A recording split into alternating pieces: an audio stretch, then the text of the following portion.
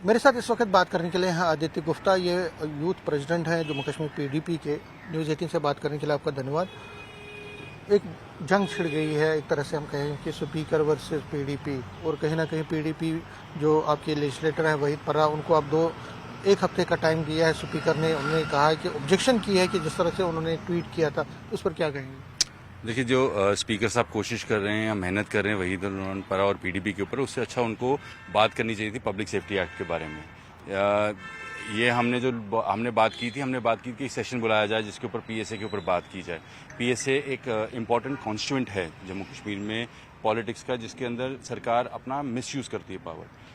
आप एक भी ऐसा कोई मौका दिखा दो जिसके अंदर जहां पर पीडीपी ने बात ना की हो पीएसए के बारे में। हालांकि स्पीकर को इस मौके को इस्तेमाल करना चाहिए था और होम मिनिस्टर को लिखना चाहिए था, बात करनी चाहिए थी एलजी को कि आपने अगर किसी एमएलए को डिटेन किया है जो उसका कस्टोडियन है, उसका हमारा एमएलए का कस्टोडियन स्पीकर है, तो आपको इन्फॉर्मेशन से आंसर करनी चाहिए थी या बात करनी चाहिए थी। क्या आप मेरे को एक भी ऐसा कम्युनिकेशन स्पीकर की तरफ से दिखा सकते हैं जिसमें उन्होंने कंडेम किया हो पीएसए का इस्तेमाल?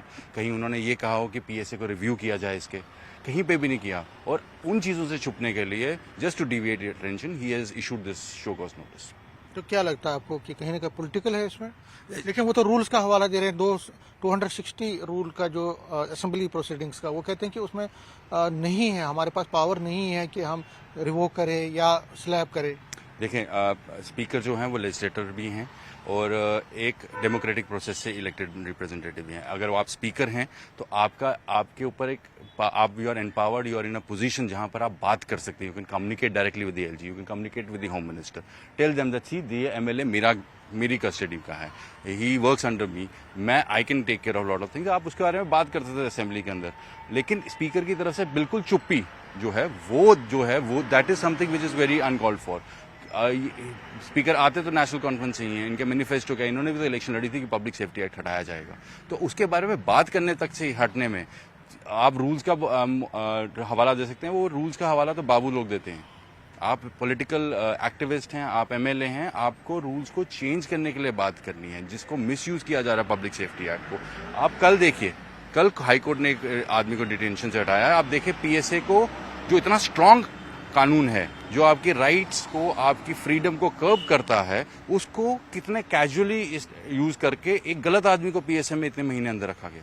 तो आप ये ही तो बात है जिससे जम्मू कश्मीर के लोग सफर कर रहे हैं, और इसके बारे में आप बात नहीं कर रहे। आप रूल्स का हवाला देकर पीडीपी के एमएलए को टारगेट कर रहे हैं, क्योंकि आप अपनी इनकम्पिटेंस और अपनी मजबूरियों को छुपाने की कोशिश कर रहे हैं। दूसरा है कि कल महबूबा जी ने एक ट्वीट किया है रोहुला के बारे में, आगा रोहुला के बारे में, कि उनको वहाँ पे काम नहीं करने दिया गया, वहाँ मीटिंग करने नहीं दी गया अनंतनाग में। क्या कहेंगे?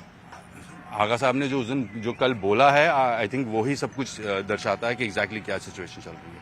अगर आपने सुना, आगा साहब ने जो बात बोली है, उन्होंने खुद वहां से बोला है कि जो जंग थी, जिसके ऊपर इलेक्शन लड़ी गई थी, जिसके ऊपर वादे किए गए थे, वो वादे सारे के सारे छोड़ दिए गए हैं। पीएसए की बात हो, डिटेंशन की बात हो, उसके ऊपर कोई बात नहीं हो रही है। बिल्कुल ही हाथ छोड़ देना, ये आपकी इनकम्पिटेंस को दर्शाता है, और उसी चीज को उन्होंने हाईलाइट किया। तो I think that speaks for itself. अच्छा, एलजी ने अभी फिलहाल कल एक एमओयू साइन किया है, जिसमें जो फ्लड विक्टिम्स हैं ऑपरेशन सिंदूर में, जो उनको 1500 मकान बनाने की बात कही गई। इसको आप किस तरह लीजिए? असेसमेंट, आई थिंक सबसे इम्पोर्टेंट पार्ट कभी भी कोई रिलीफ देने का पहला होता है असेसमेंट। एलजी साहब ने असेसमेंट की है क्या?